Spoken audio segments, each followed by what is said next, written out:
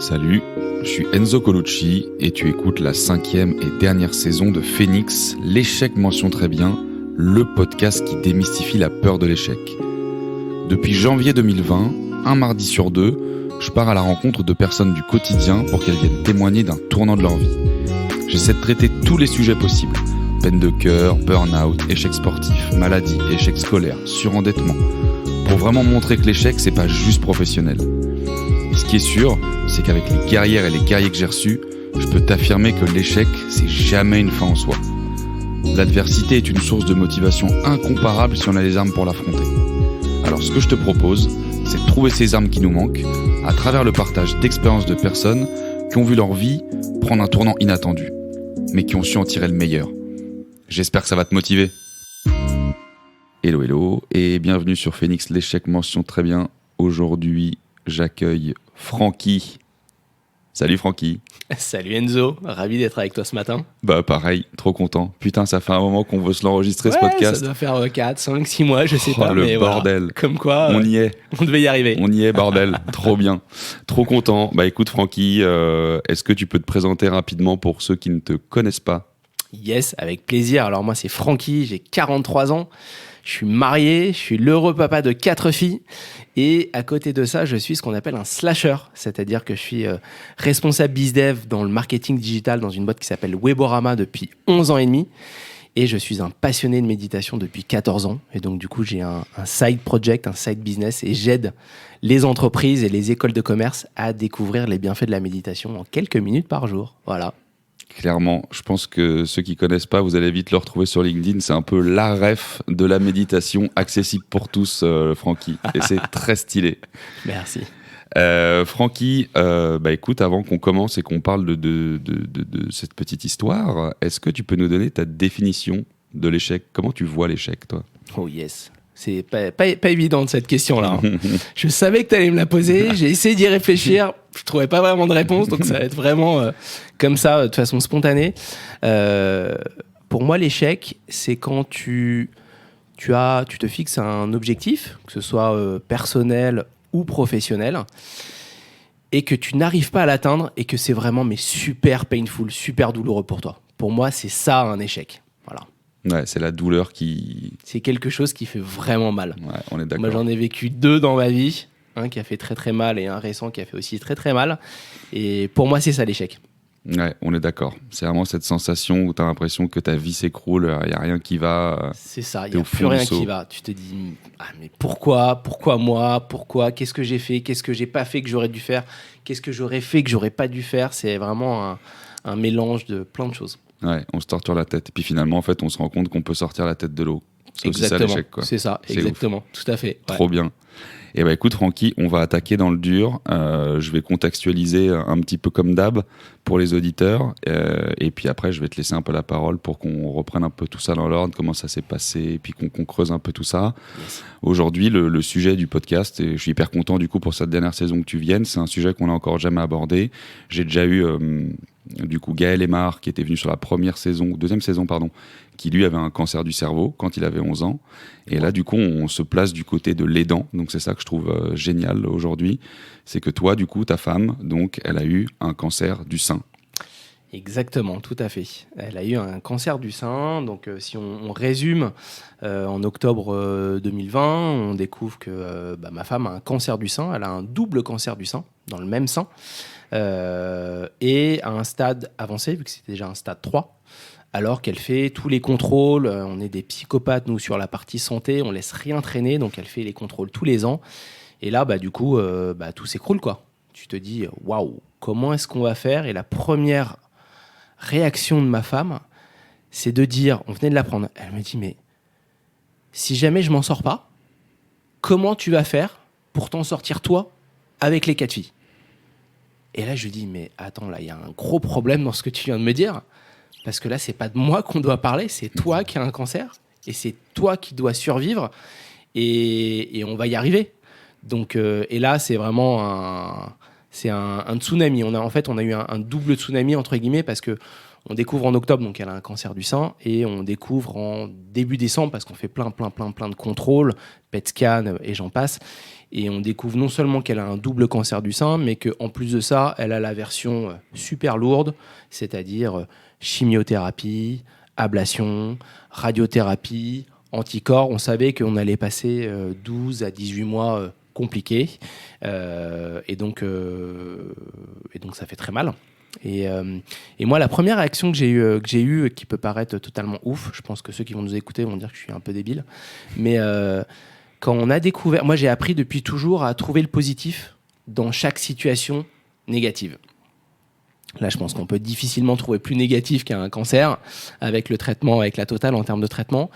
Et je me suis dit, OK, qu'est-ce qu'il y a de positif dans cette situation-là ? Quel message, Dieu, la vie, peu importe nos croyances, quel message on nous envoie pour que Candice, donc ma femme, ait cette maladie-là et qu'on soit obligé de traverser ce tsunami.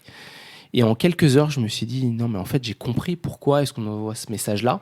C'est un peu violent, c'est un peu démesuré, mais je pense que c'est juste un message pour que ma femme prenne soin d'elle, prenne du temps pour elle, parce que Candice est quelqu'un d'incroyable. Hein. On est ensemble depuis 25 ans, et tellement généreuse qu'elle pense pas à elle, quoi. Sa seule prio dans la vie, c'est le bonheur de ses 4 filles et le bonheur de son mari. Le reste n'a aucune importance. Bon, si, il y a quand même d'autres choses, hein.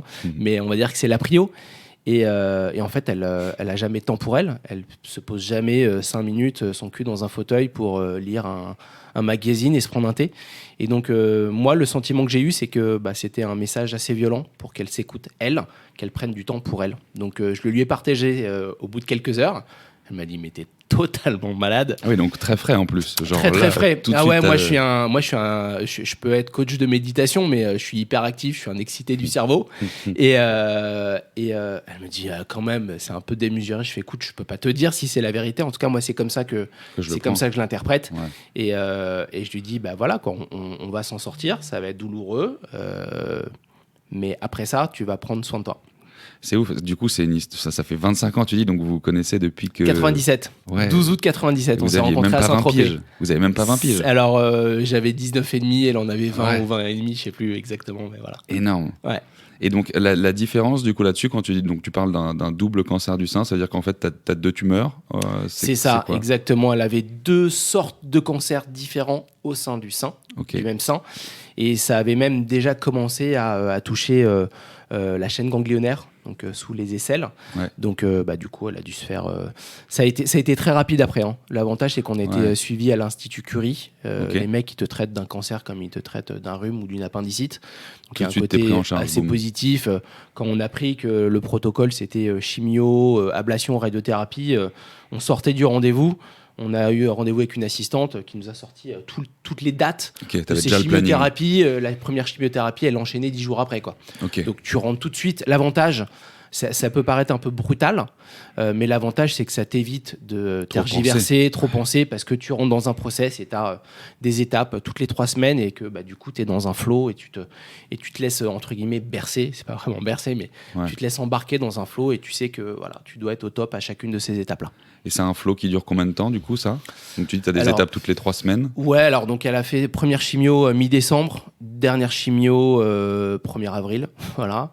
En parallèle de ça, elle a commencé un traitement anticorps. Donc là, c'était une injection toutes les 3 semaines. Elle a fait sa dernière injection en février. Donc elle a eu des anticorps pendant 12-13 mois. Elle a eu une première opération en mai, parce qu'en fait, à l'Institut Curie, tel que eux traitent, en tout cas les personnes avec qui on a décidé de faire ce suivi-là, considèrent qu'il faut faire de la chimiothérapie, l'ablation du sein, et après de la radiothérapie. Donc elle a eu 2 opérations en mai et juin pour donc retirer complètement le sein, tout vider, retirer tout ce qui était mauvais, faire une reconstruction partielle. Et en juillet et août, on a enchaîné avec 25 séances de radiothérapie pour cramer localement tout ce qui restait, alors qu'il ne restait plus grand-chose, vu qu'ils avaient déjà tout retiré. Et donc, entre guillemets, le process est terminé en février. Et en décembre 2021, donc après une année, l'oncologue nous a annoncé la bonne nouvelle comme quoi elle était en rémission. Donc du coup, on peut enfin tourner la page, même si la vie sera plus jamais comme avant. En tout cas, ça y est, quoi, elle est en rémission. Ok. Et c'est une question moi qui me vient, mais comment tu récupères ta femme du coup? Je pense tout de suite à cette opération du coup d'ablation. Enfin, c'est hyper dur, je pense, c'est douloureux. J'ai des amis de mes parents aussi, pareil. Ouais. Une femme qui se fait du coup retirer son sein. Genre, je pense que tu retires une part de toi énorme. C'est une forme de viol, même si j'aime pas Ouais, le terme viol, de mais fou. c'est violent Ouais. c'est violent physiquement et mentalement parce que c'est clairement tu touches à une des principales parties qui fait la féminité de la femme. Ma femme Candice est hyper coquette en plus, donc c'était très compliqué mentalement, c'était très compliqué physiquement également. Alors heureusement, on a été vraiment suivis par des gens exceptionnels comme le docteur Serror et le docteur Fitoussi sur la partie opération et reconstruction. Ce qui est bien, c'est qu'ils ont fait une reconstruction partielle. Elle n'est pas ressortie en mode totalement plate. Ils ont mis une prothèse, il y a eu un début de reconstruction. Donc ça, c'est plutôt cool. Après, comment on la récupère? Très fatigué, parce que quand tu commences la chimiothérapie, t'as un 12 tonnes qui t'écrase.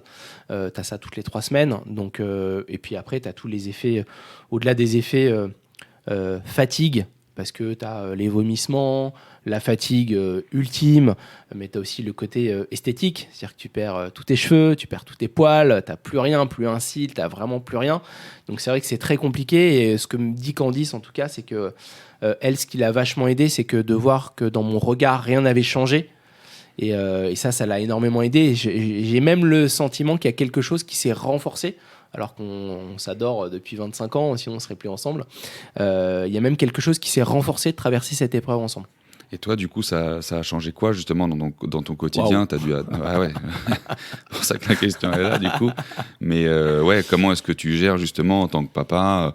Du coup, tu dis, t'as 4 enfants, elle est en chimio, elle rentre, elle est crevée, elle est épuisée psychologiquement, elle doit être, elle, au fond du seau, même si... Ouais.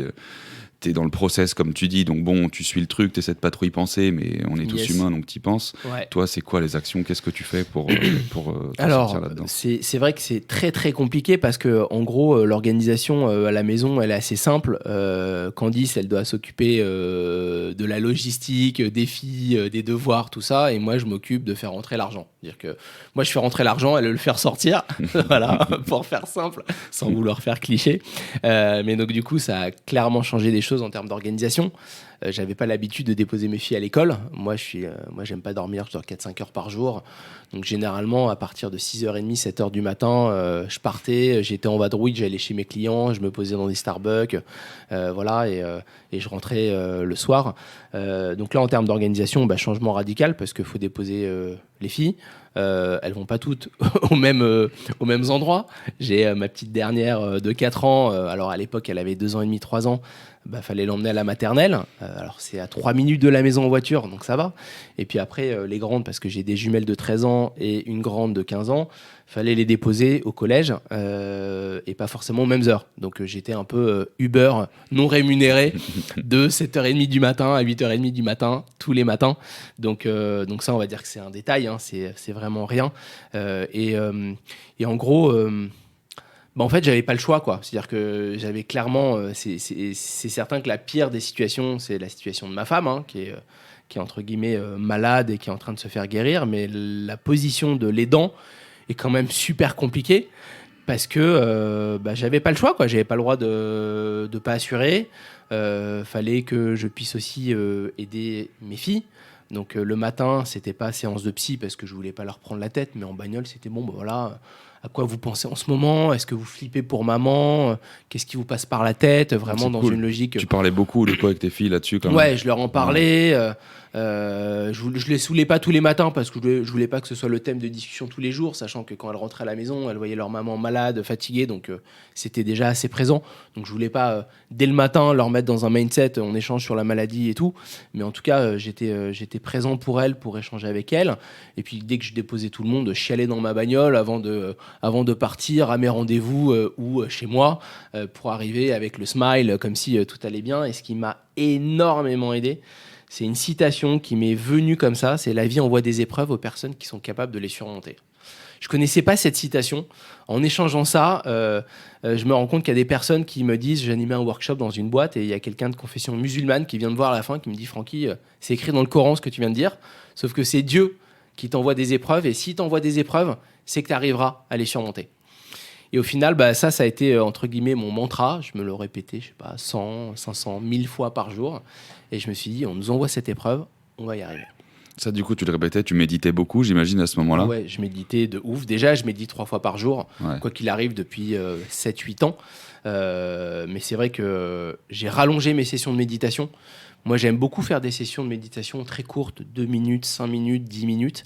Là, je me suis mis à faire des sessions de méditation de 20, 30, voire 1 heure le matin, parce que je me réveillais encore plus tôt qu'avant.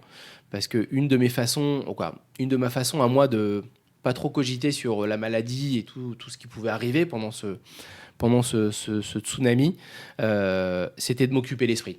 Voilà. Et pour m'occuper l'esprit, j'étais en mode création de contenu. J'ai écrit un nouveau livre, j'ai écrit de nouvelles formations en vidéo en méditation, j'ai créé des nouvelles techniques. Et donc, du coup, j'ai augmenté mes sessions de méditation pour mon propre bien-être, pour ma propre santé mentale. T'en faisais avec ta femme, du coup, à ce moment-là, des sessions de méditation. Est-ce que c'était quoi les petites actions que vous aviez, vous aussi, tous les deux, pour essayer de surmonter ça? Alors, c'est drôle que t'en parles parce que ma femme n'avait jamais médité de sa vie. Pour elle, méditation égale sieste. Et comme pour Candice, sieste égale repos égale bienfait, c'était incompatible.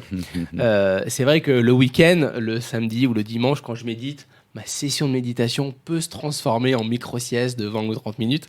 Donc, elle n'avait pas la bonne définition de la méditation. Et en fait, quand elle a appris sa maladie, dans les 24 premières heures, on a plein d'amis proches qui nous ont dit « Mais il faut que tu fasses des choses pour toi. Il faut que tu puisses trouver un peu de sérénité dans ce tsunami. » Et on a notamment des amis, moi j'ai des amis qui étaient suivis sur le plan psychologique, qui prenaient des médicaments, qui avaient des difficultés à dormir et que j'aide grâce à la méditation, qui lui ont dit « Mais Candice, médite. Alors tu veux pas méditer avec ton mari, tu veux pas méditer avec Francky, c'est pas grave. Prends une application ou prends quelqu'un d'externe, mais médite. » Et puis, en fait, au bout de 24 heures, elle a chialé pendant 24 heures non-stop. On se retrouve le soir dans le lit avec la petite dernière qui est en train de prendre le biberon entre nous deux. Et elle me dit, écoute, ouais, je veux bien méditer. Je fais, écoute, super. Et donc, je lui file mon téléphone et je lui dis, tiens, tu peux tester cette application ou cette application. Elle me dit, non, je veux méditer avec toi.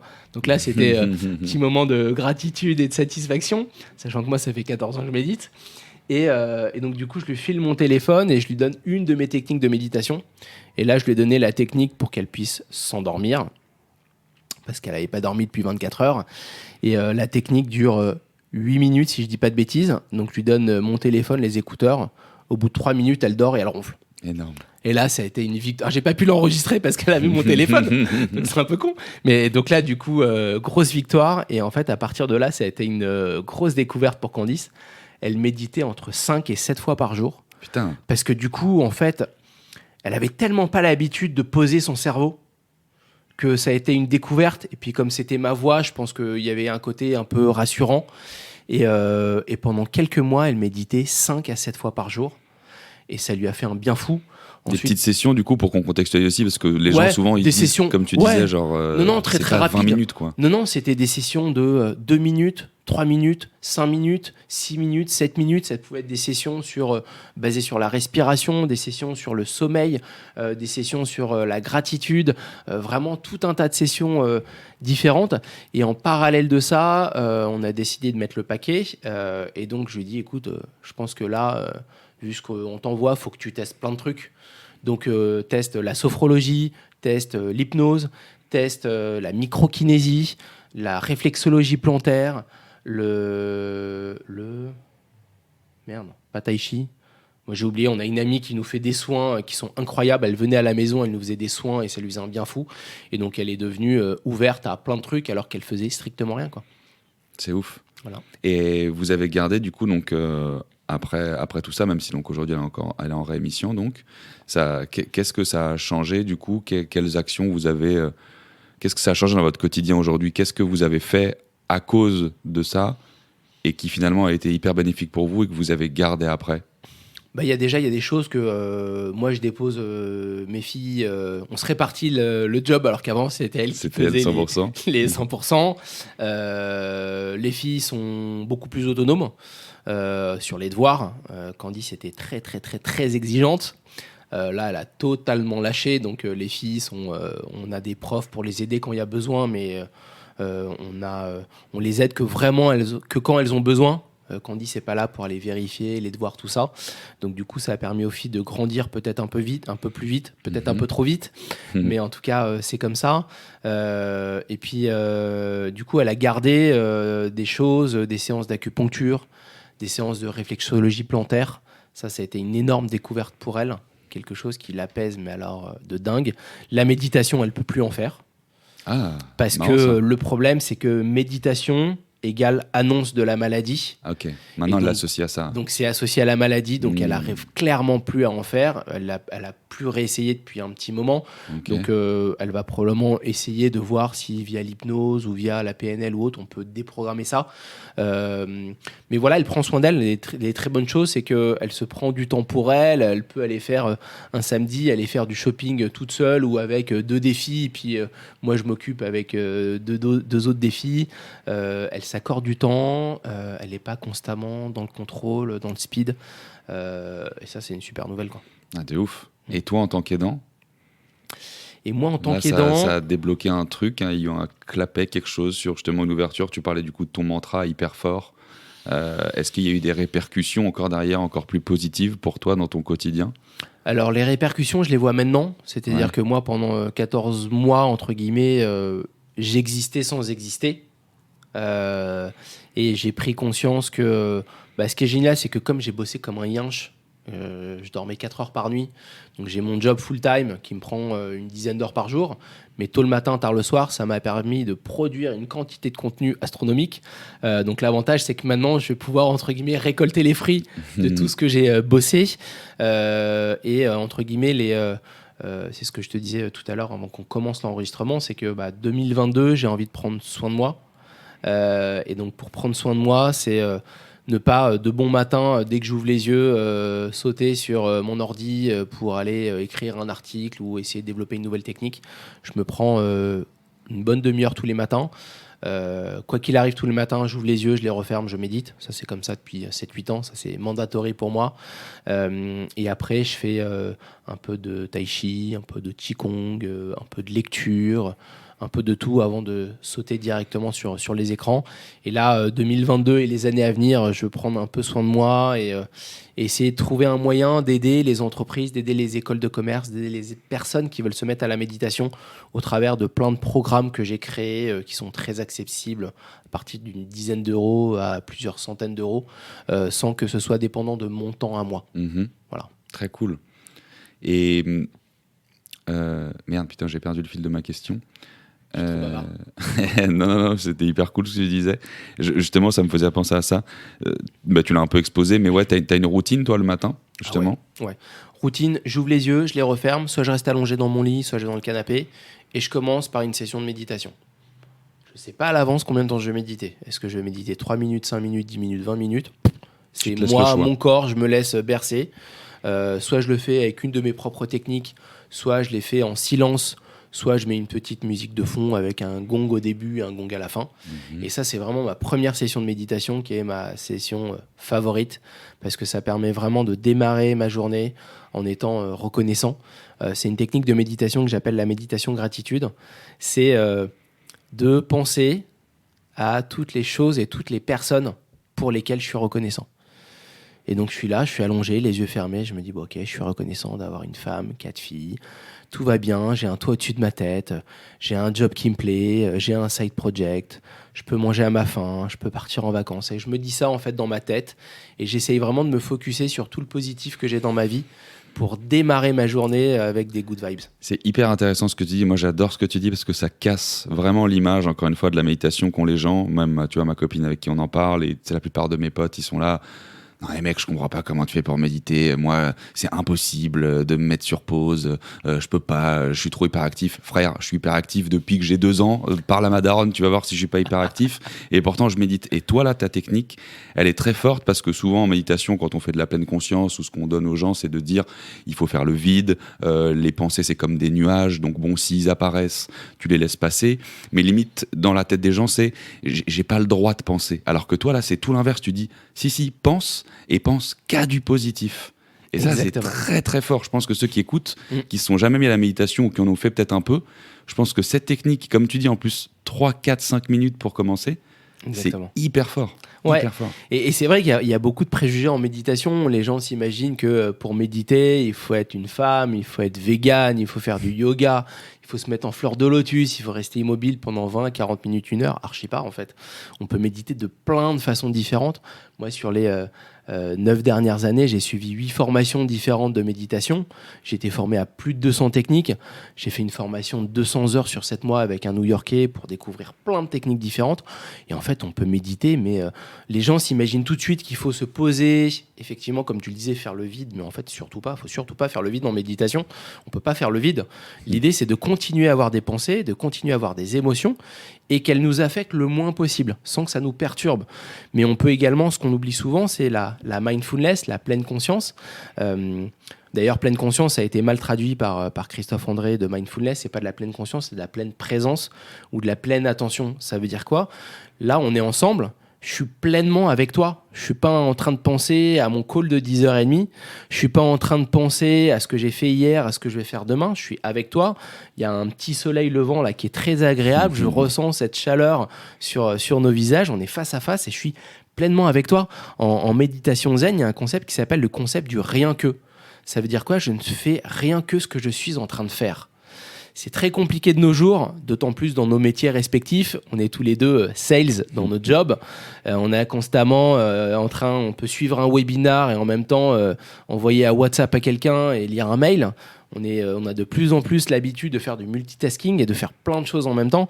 Sauf que c'est prouvé par la neuroscience que c'est fatigant pour le corps, c'est fatigant pour le cerveau de faire plusieurs choses. Et donc l'idée, c'est d'essayer d'apprendre par micro-moments, 10 secondes, 30 secondes, 1 minute, d'être pleinement dans ce qu'on fait.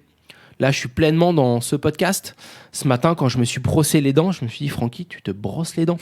Tu sens la sensation mentholée de ta brosse à dents, la sensation des poils de ta brosse sur les gencives. Et t'es pas sur ton portable en train de regarder un TikTok ou en train de faire autre chose.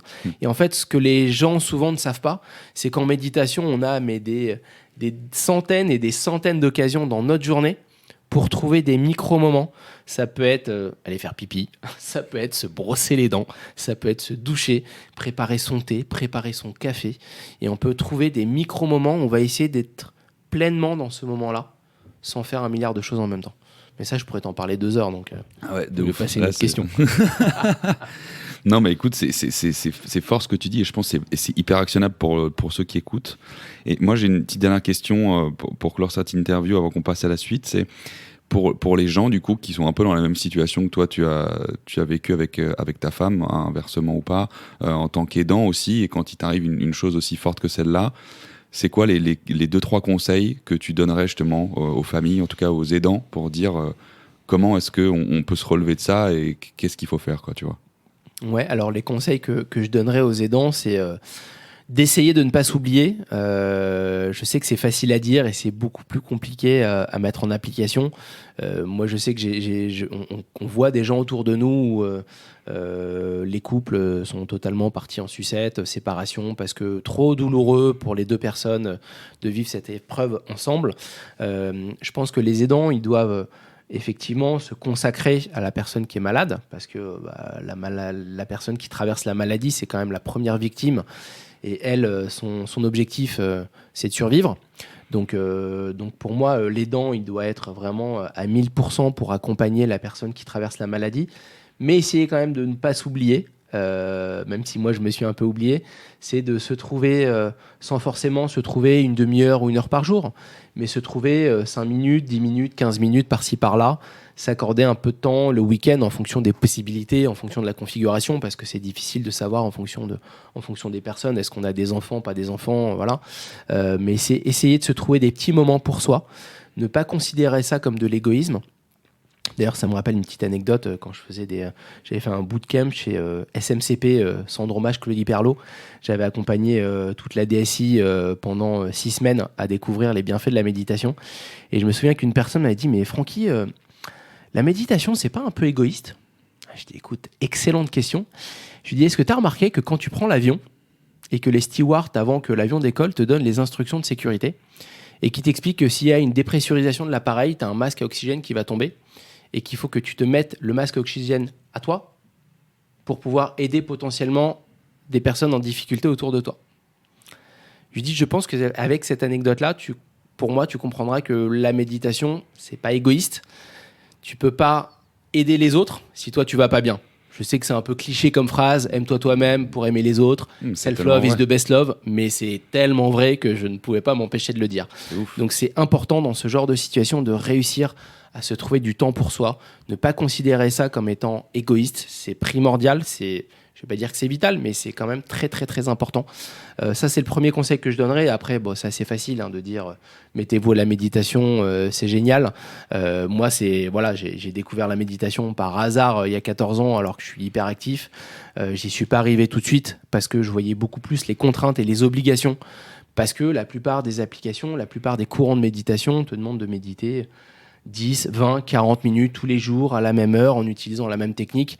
Et au final, je trouve qu'il y a beaucoup trop de contraintes. En tout cas, moi, ça ne m'a pas convenu au début. Ça m'a fait du bien, mais je trouvais ça trop contraignant. Et en fait, il m'a fallu 2 ans. Il a fallu que j'arrive dans une boîte en 2010 où le job, il était hyper prenant et à un rythme de dingue, où j'ai pris conscience qu'il fallait que je prenne soin de moi.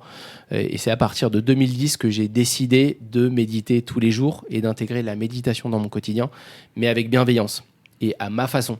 Pour moi, c'est pas toi qui dois t'adapter à la méditation, mais c'est la méditation qui doit s'adapter à toi, en fait. Et c'est pour ça qu'il faut garder ce mindset du cobaye, tester plein de choses. Moi, des techniques, j'en ai testé, mais je ne saurais même pas dire combien j'en ai testé. Et c'est aussi se les approprier.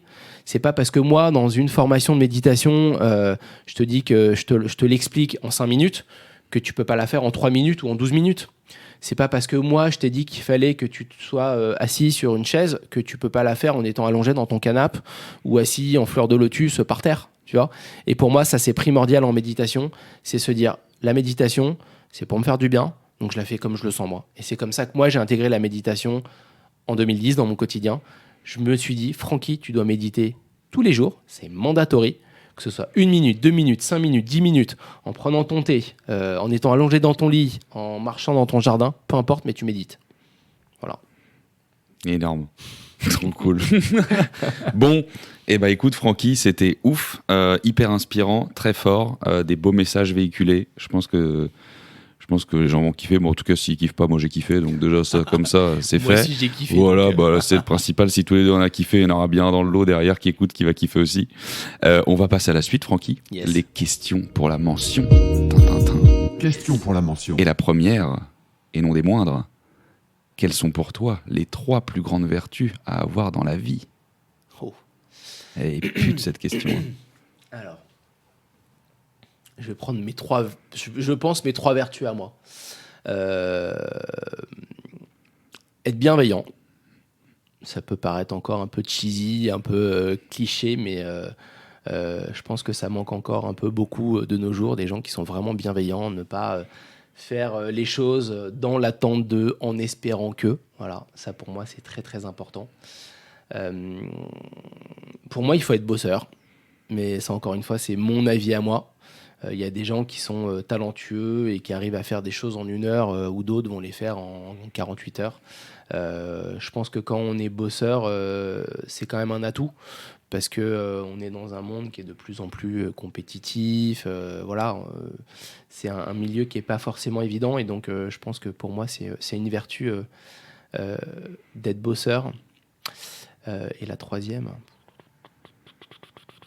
aussi, être dans le partage, dans la connexion. Quoi. Moi, je passe ma vie à échanger avec des gens sur LinkedIn, sur TikTok, sur Instagram, avec des inconnus qui me demandent des conseils, qui me disent « Francky, j'ai vu ta vidéo sur TikTok, là, mais j'ai pas compris, tu peux me la réexpliquer ?»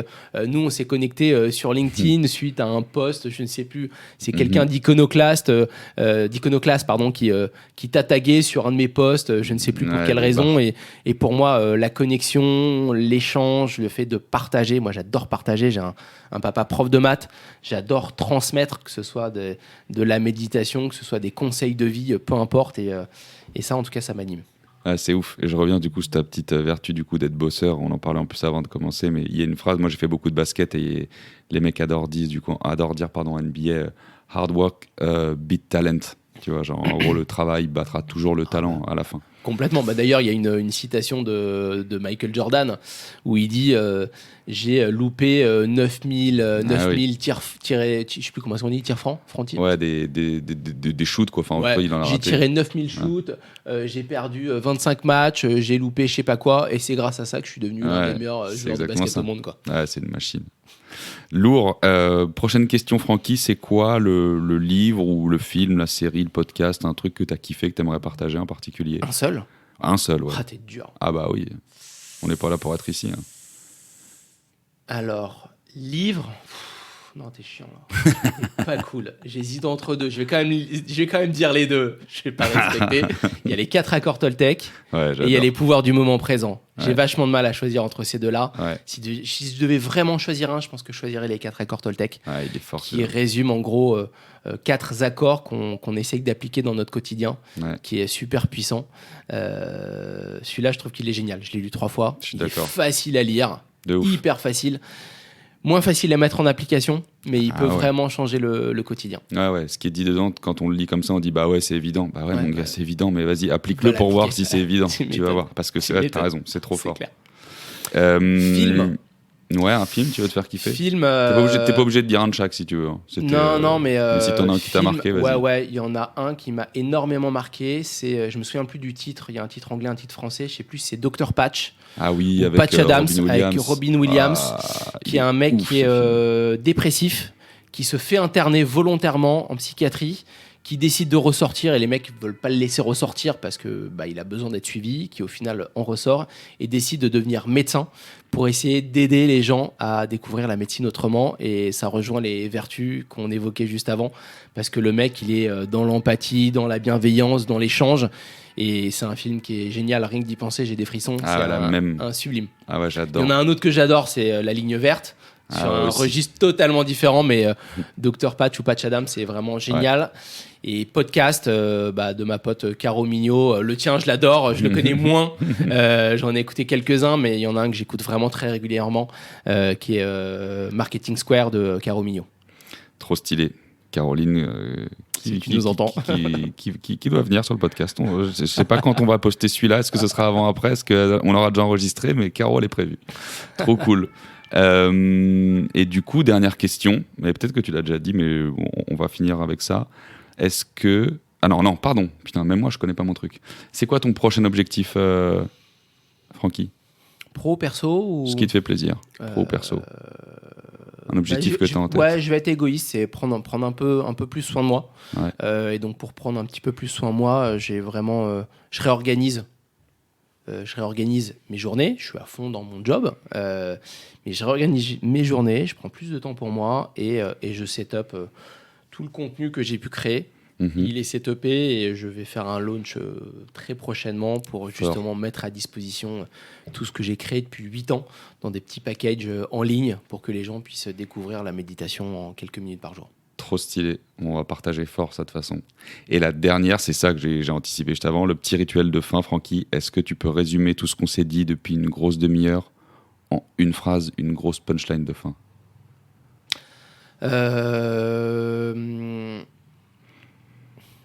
Je vais la résumer en deux citations. Vu qu'on parle de l'échec, pour moi, la vie envoie des épreuves aux personnes qui sont capables de les surmonter. Donc, vous pouvez vivre des choses hyper painful, que ce soit sur le plan pro, perso, business, santé ou autre. A priori, on s'en sort. C'est quand on est dedans, on a l'impression qu'on va pas y arriver, mais généralement, on peut y arriver. Et pour terminer, je vais terminer par une citation que j'adore, qui est « Tout est possible ». Boum. Fort. Trop stylé, Francky. Merci beaucoup d'être venu. Ça a fait super plaisir depuis le temps qu'on devait faire. Avec grand plaisir. Merci à toi pour cette invitation. Du pur bonheur. Bah, la même. À très vite, Francky. À très vite. Ciao, ciao. Ciao, ciao. Une fois n'est pas coutume, ça me fait super plaisir que tu aies écouté l'épisode. Merci beaucoup pour le soutien. Comme d'hab, si c'est pas déjà fait, tu peux me permettre de faire connaître le podcast avec 2 actions super importantes. La première, c'est de mettre une note et un avis sur Apple Podcast, comme tu sais. Et la deuxième, c'est d'en parler autour de toi, bien évidemment. Tu peux également t'abonner à la page Instagram Phoenix Podcast et me suivre aussi sur LinkedIn. Je réponds toujours aux messages avec grand plaisir, même si j'avoue que je suis pas toujours hyper actif. Enfin, j'interviens dans les écoles et les entreprises pour réapprendre la notion d'échec. En gros, plus vulgairement, je mets des coups de pied au cul, mais avec sourire et bienveillance. Donc n'hésite pas à me joindre si tu veux que je te mette aussi un shoot de motivation au bureau. Je te dis à très vite pour encore plus d'échecs et encore plus de kiff.